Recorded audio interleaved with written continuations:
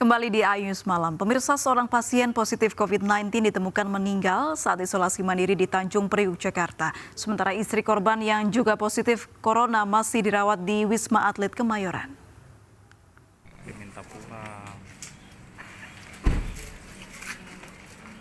Menggunakan alat pelindung diri lengkap, petugas tim pemulasaraan Posko Monas langsung memasuki rumah mewah berlantai 4 yang berlokasi di Jalan Ancol Selatan, Sunter, Tanjung Priuk, Jakarta Utara.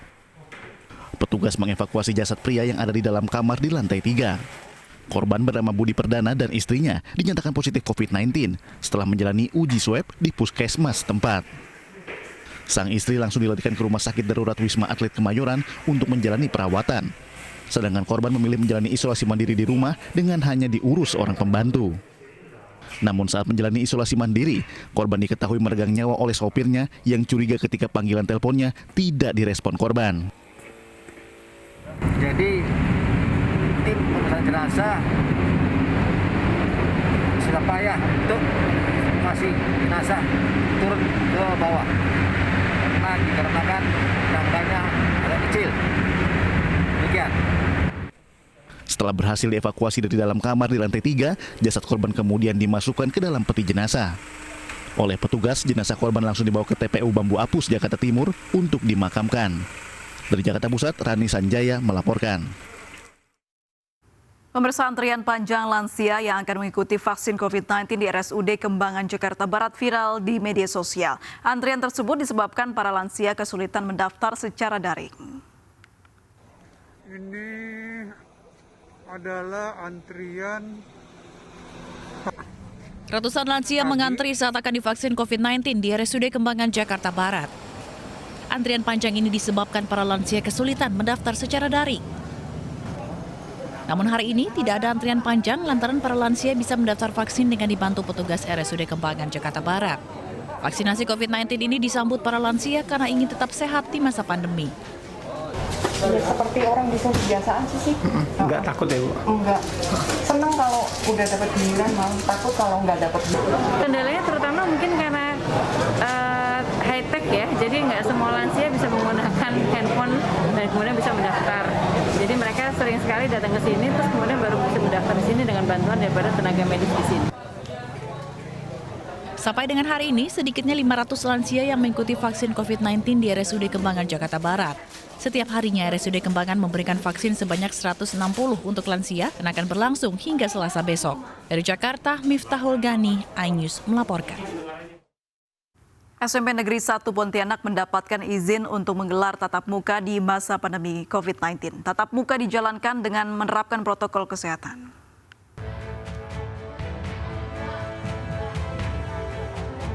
SMP Negeri 1 Pontianak kembali menggelar sekolah tatap muka meski masih dalam pandemi corona. Sebelum masuk kelas, siswa diwajibkan menjalankan protokol kesehatan seperti ukur suhu tubuh, mencuci tangan, dan wajib menggunakan masker selama berada di sekolah. Sekolah tatap muka hanya berlaku bagi siswa yang diizinkan oleh orang tuanya, sementara yang tidak diizinkan tetap sekolah dengan sistem daring. Namun tidak semua kelas mengikuti tatap muka ini, hanya siswa dari kelas 9 saja. Dan proses belajarnya dibagi dalam 2 shift. Shift pertama masuk pada hari Senin dan Rabu, shift kedua masuk pada hari Selasa dan Kamis. Dalam satu kelas, siswa yang mengikuti pelajaran tak lebih dari 16 orang, dengan proses belajar mengajar selama 3 jam, yakni dari pukul 7 hingga 10 pagi. Untuk pelaksanaan tatap muka hari ini ya, kita membagi siswa yang setelah diizinkan oleh orang tuanya, kita data sesuai kelasnya ya. Kemudian selanjutnya apabila lebih daripada 16, maka kita siapkan kelas itu menjadi 2 ruangan ya. Jadi total hari ini yang hadir di sekolah itu 8 ruang. 8 ruang ini dari 4 kelas. Setiap 1 minggu, tim Satgas Pencegahan COVID-19 dari sekolah akan mengevaluasi pelaksanaan tatap muka ini. Dan hasil evaluasi akan dirapatkan untuk pelaksanaan tatap muka di minggu selanjutnya. Dari Pontianak, Kalimantan Barat, Barlian Pasore, iNews melaporkan. Pemerintah resmi memperpanjang pemberlakuan pembatasan kegiatan masyarakat PPKM Mikro mulai 23 Februari hingga 8 Maret 2021. PPKM tidak hanya efektif mengurangi angka kasus aktif COVID-19. Langkah ini diyakini mampu meningkatkan pertumbuhan ekonomi Indonesia dan meningkatkan investasi di dalam negeri.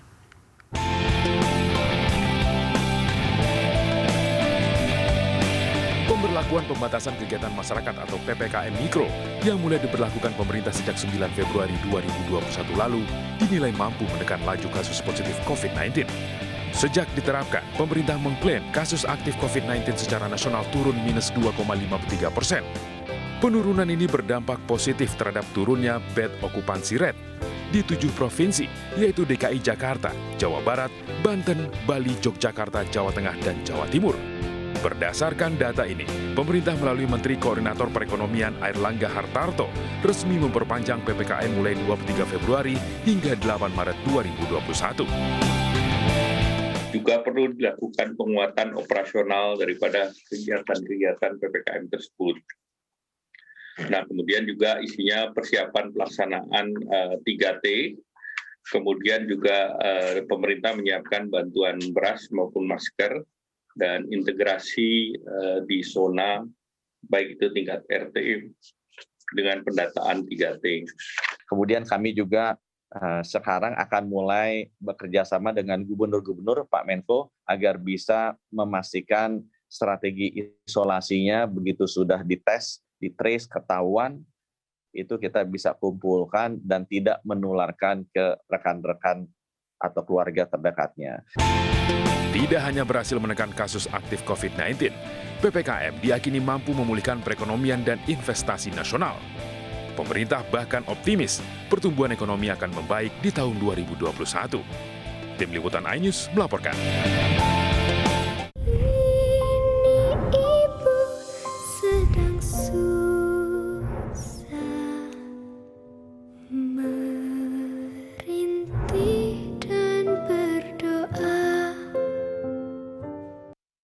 Jelang pergantian musim, Presiden Jokowi menegaskan akan mencopot pejabat TNI Polri yang lalai mencegah kebakaran hutan. Selengkapnya akan hadir sesaat lagi.